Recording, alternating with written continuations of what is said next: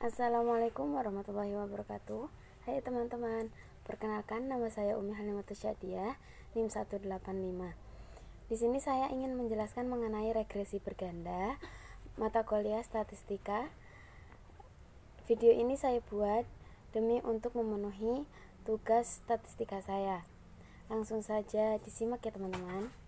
Regresi berganda. Regresi sederhana dengan satu variabel independen kurang mencerminkan perilaku variabel ekonomi atau dependen.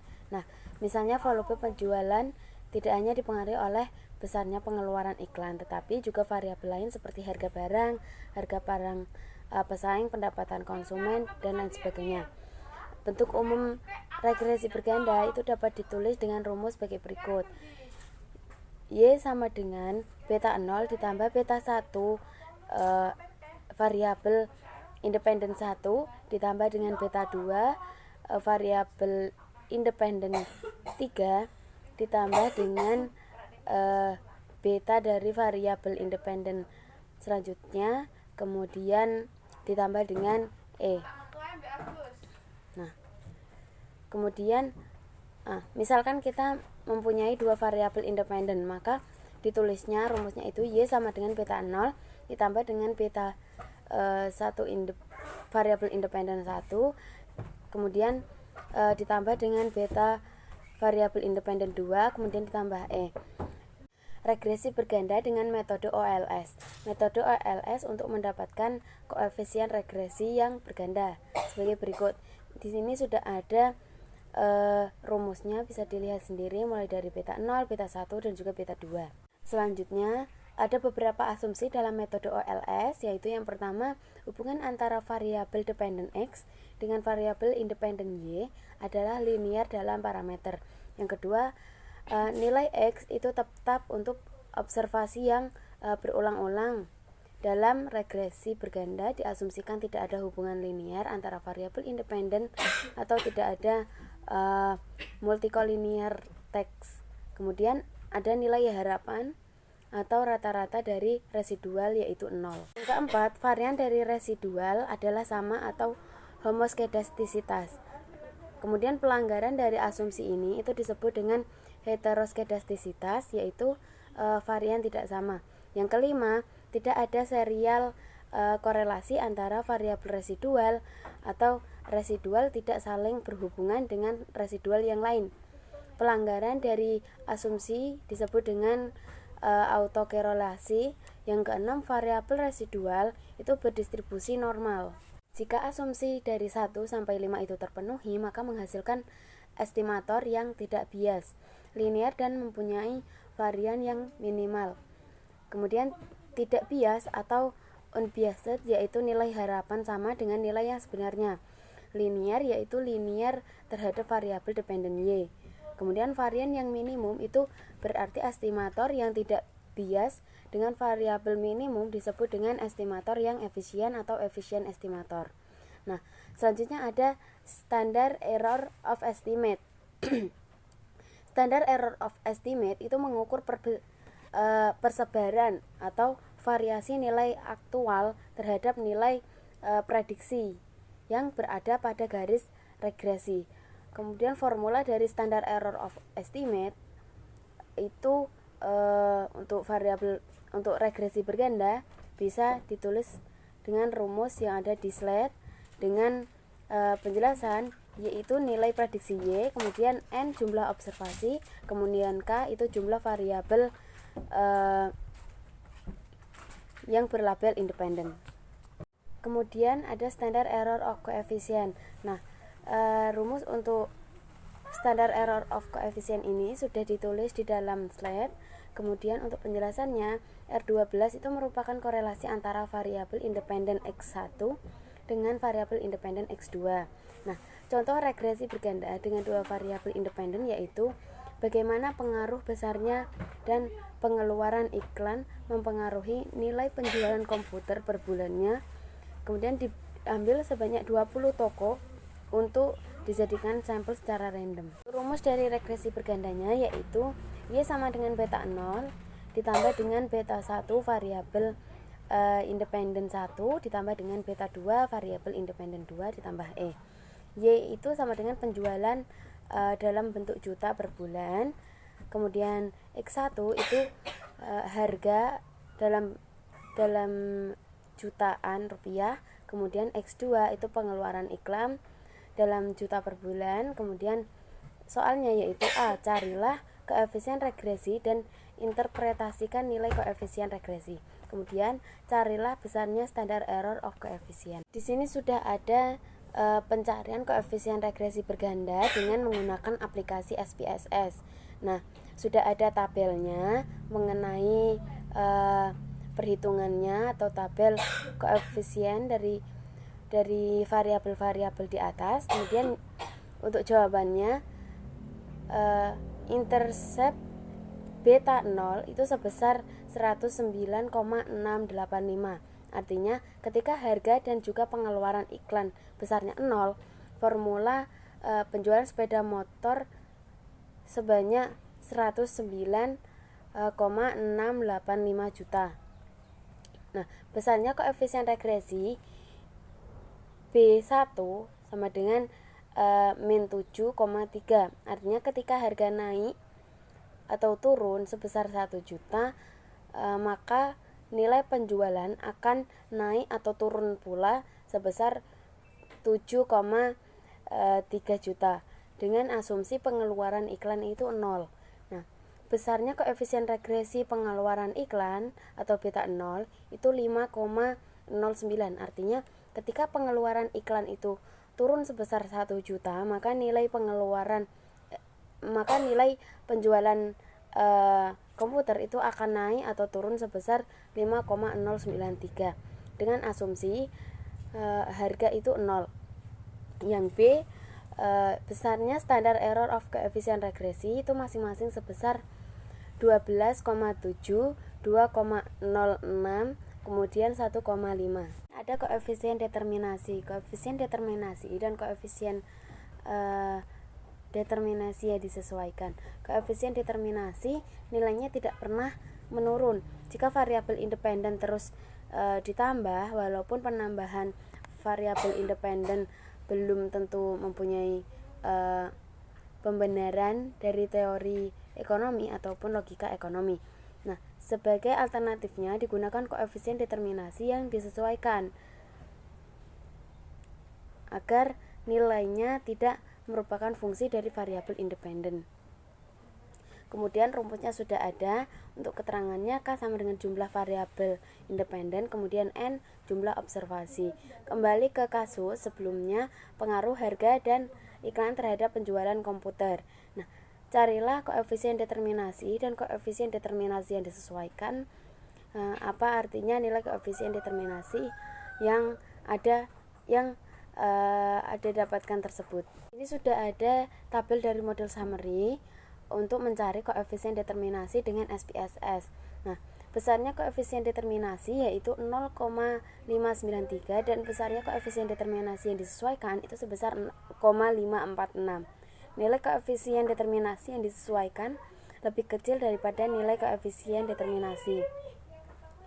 Nilai koefisien determinasi sebesar 0,593 itu mempunyai makna atau arti bahwa variasi penjualan komputer dijelaskan oleh variasi harga dan pengeluaran iklan sebesar 59,3%.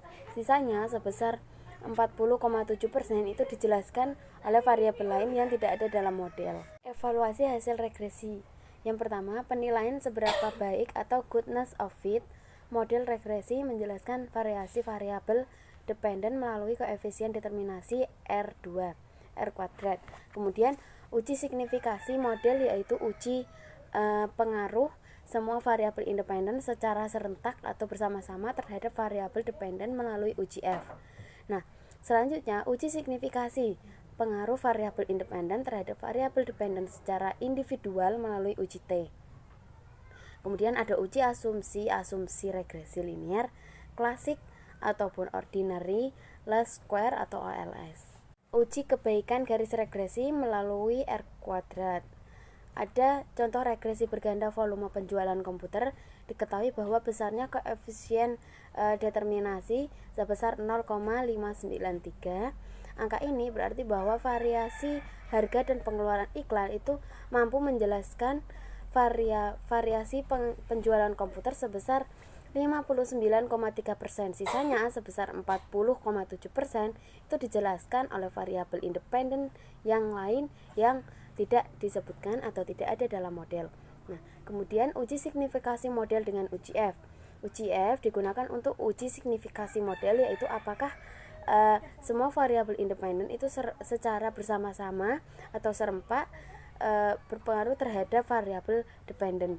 Uji F itu menggunakan analisis variasi atau analysis of variance ANOVA. Selanjutnya di sini sudah ada tabel mengenai perhitungan analisis varian atau ANOVA. TSS sama dengan ESS ditambah dengan RSS. F sama dengan ESS dibagi dengan K-1, kemudian dibagi dengan SSR dibagi dengan N-K. Kemudian prosedur uji dapat dijelaskan sebagai berikut. H0 sama dengan beta 1 sama dengan beta 2. Kemudian hipotesis alternatifnya yaitu B1, beta 1 itu tidak sama dengan B2 dan B2 tidak sama dengan B3. Kemudian selanjutnya, hipotesis 0 itu mengatakan semua variabel independen secara bersama-sama tidak berpengaruh terhadap variabel dependen, dan hipotesis alternatifnya menyatakan semua variabel independen secara bersama-sama berpengaruh terhadap variabel dependen. Mencari nilai hitung dan nilai kritis dari tabel distribusi F. Nilai kritis dicari berdasarkan besarnya alfa dan juga diferensiasi. Kemudian besarnya diferensiasi itu ditentukan oleh numerator K-1 dan diferensiasi untuk denominator N-K.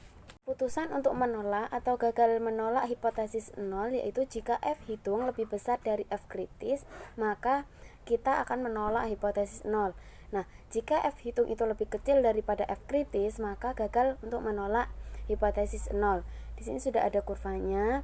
Kemudian apakah pengeluaran iklan dan jumlah sales penjualan secara bersama-sama mempengaruhi volume penjualan komputer dengan tingkat signifikasi 5%. Di sini sudah ada tabel ANOVA-nya.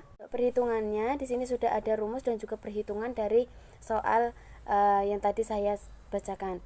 Kemudian hipotesis 0-nya sama dan juga hipotesis alternatifnya sama seperti yang tadi saya jelaskan. Kemudian nilai F kritis dengan tingkat signifikasi 5% dan juga DF numerator 1 sama dengan 3 min 1 sama dengan 2 serta diferensiasi denominator N min K sama dengan 17 sebesar 3,59.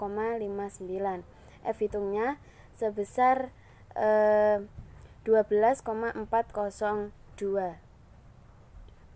Nah, di sini sudah nilai F hitung 12,402 itu lebih besar daripada nilai F kritis yang hanya 3,59, sehingga menolak hipotesis 0. Kesimpulannya yaitu harga dan juga pengeluaran iklan secara bersama-sama berpengaruh terhadap variabel dependen, yaitu volume penjualan sepeda motor atau volume penjualan komputer.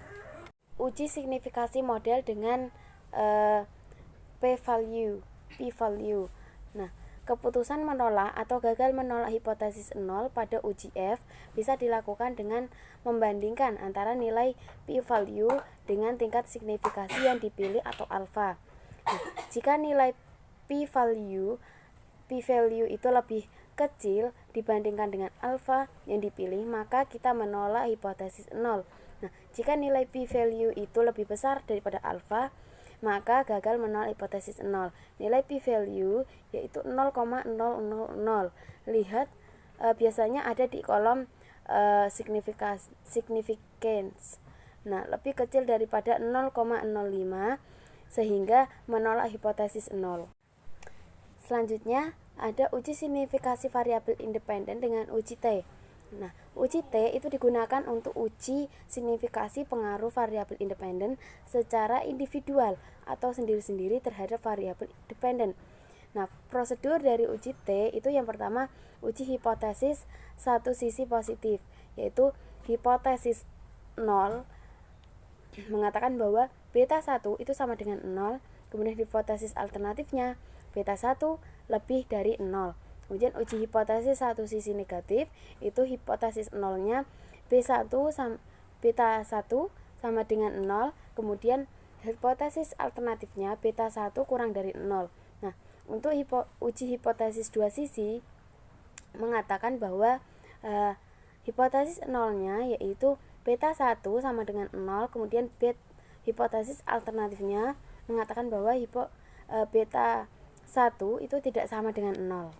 Kedua, nilai T kritis dari tabel distribusi pada alpha dan degree of freedom sebesar n min k, di mana n yaitu jumlah observasi dan k itu jumlah parameter estimasi.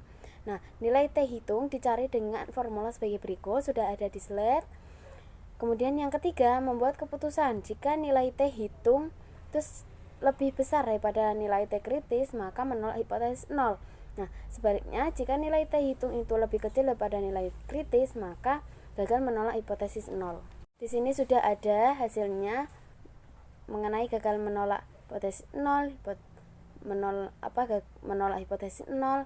Di sini sudah ada grafik atau yang menggambarkan antara daerah gagal menolak dan juga menolak hipotesis 0. Selanjutnya ada nilai probabilitas di dalam signifikasi variabel independen. Yang pertama, alfa adalah probabilitas menolak hipotesis yang benar. Semakin kecil alfa itu berarti semakin kecil probabilitas menolak hipotesis yang benar. Alfa itu biasanya ditentukan sebesar 1% atau 5% dan juga maksimal itu di 10%. Nah, nilai p-value adalah probabilitas pada tingkat signifikasi yang tepat berkaitan dengan besarnya nilai alfa yang sebenarnya. Nah, jika nilai p-value itu lebih kecil daripada alfa, maka kita menolak hipotesis 0. Nah, apabila p-value itu lebih besar daripada nilai alfa, maka kita gagal untuk menolak hipotesis 0. Balik ke contoh regresi berganda tentang pengaruh harga dan pengeluaran iklan terhadap volume penjualan komputer. Yang pertama, buatlah hipotesis pengaruh harga dan penjualan iklan, pengeluaran iklan terhadap penjualan komputer. Nah, yang kedua, ujilah dengan uji T apakah variabel harga dan pengeluaran iklan itu berpengaruh terhadap penjualan komputer dengan tingkat signifikasi 1%. Nah, ujilah apakah variabel harga dan pengeluaran iklan berpengaruh terhadap penjualan komputer dengan menggunakan evaluasi nilai p-value. Variabel harga dan pengeluaran iklan berpengaruh negatif dan positif terhadap penjualan komputer. Evaluasi pengaruh variabel harga terhadap penjualan. Hipotesis 0-nya itu beta 1 sama dengan 0. Kemudian hipotesis alternatifnya beta 1 kurang dari 0. T kritis dengan alfa 1% dengan df17 yaitu sebesar 2,567. Nah, T hitungnya yaitu 3,5. Kemudian untuk T hitung absolut 3,5 itu lebih dari T kritis yang hanya 2,5, sehingga menolak hipotesis 0. Kesimpulannya, harga berpengaruh negatif signifikan terhadap volume penjualan. Evaluasi pengaruh variabel pengeluaran iklan terhadap penjualan. Hipotesis 0-nya sama dan juga hipotesis alternatifnya sama seperti yang di atas. Kemudian T kritisnya yaitu 2,567. Kemudian T hitungnya 3,1. Nah, T hitung itu juga lebih besar daripada T kritis sehingga menolak hipotesis 0. Kesimpulannya, pengeluaran iklan itu berpengaruh positif terhadap volume penjualan komputer. Evaluasi pengaruh variabel independen dengan p-value. Nah, setiap program komputer itu memberi informasi nilai p-value. Koefisien regresi nilai p-value itu ditunjukkan pada kolom signifikan di program SPSS. Nilai ini merupakan nilai uji dua sisi, sedangkan uji satu sisi maka harus dibagi dengan 2.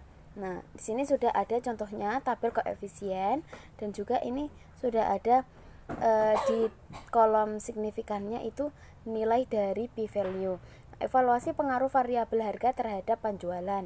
Nilai koefisien atau harga sebesar 0,002 dibagi 2 yaitu 0,001 yang mana itu kurang dari 0,01 sehingga menolak hipotesis 0. Artinya harga berpengaruh negatif terhadap penjualan komputer. Evaluasi untuk pengaruh variabel pengeluaran iklan terhadap penjualan. Nilai koefisien pengeluaran iklan itu 0,005 dibagi dengan 2, kemudian ketemu hasil 0,0025 yang mana nilai itu kurang dari 0,01 sehingga menolak hipotesis 0, yang artinya pengeluaran iklan itu berpengaruh positif terhadap penjualan komputer. Variabel independen kualitatif.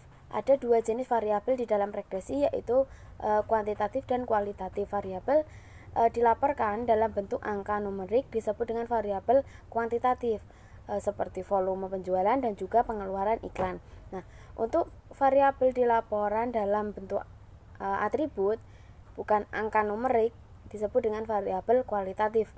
Misalkan jenis kelamin, tingkat pendidikan, asal daerah, dan lain-lain.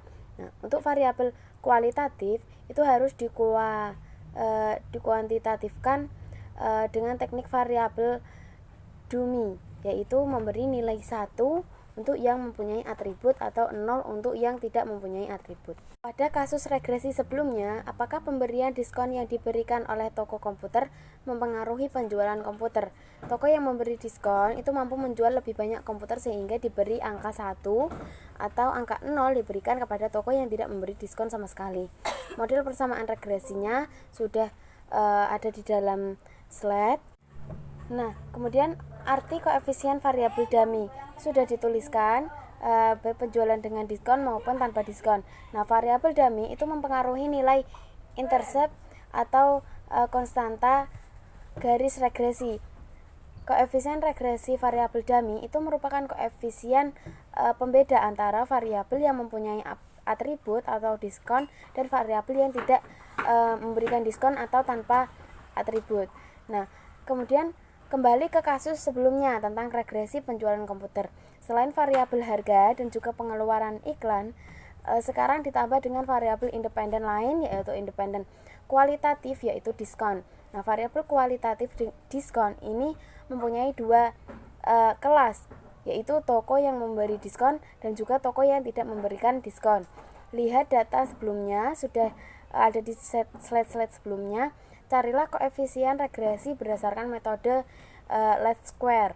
Kemudian evaluasi kebaikan garis regresinya, uji kelayakan model regresinya dengan tingkat kepercayaan atau alfa 5%. Apakah variabel harga, pengeluaran iklan, dan diskon itu berpengaruh terhadap penjualan komputer secara individual dengan tingkat kepercayaan 5%? Dan juga soal kelima, interpretasikan hasil regresi berdasarkan koefisien regresi untuk variabel harga dan pengeluaran iklan. Jika diskon berpengaruh terhadap penjualan, bagaimana artinya koefisien regresi variabel dummy diskon tersebut? Ini sudah ada tabel menggunakan aplikasi SPSS dari model summary, ANOVA, dan juga koefisien, bisa dilihat sendiri. Nilai koefisien regresi bisa dilihat dalam tampilan koefisien, tabel koefisien.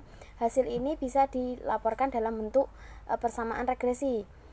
Y sama dengan 141,028 dikurangi dengan 13,380x1, itu berarti variabel independen 1, kemudian plus 4,835x2 yang artinya variabel independen 2, kemudian ditambah dengan 8,108 ini untuk variabel independen kualitatif diskon.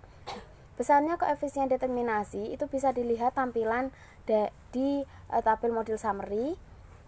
Kemudian nilai koefisien determinasinya sudah bisa dilihat sendiri, nilainya yaitu 0,830, yang artinya variasi penjualan komputer itu dijelaskan oleh variasi harga, pengeluaran iklan, dan juga diskon sebesar 83%. Sisanya sebanyak 17% itu dijelaskan oleh variabel lain yang tidak ada dalam model.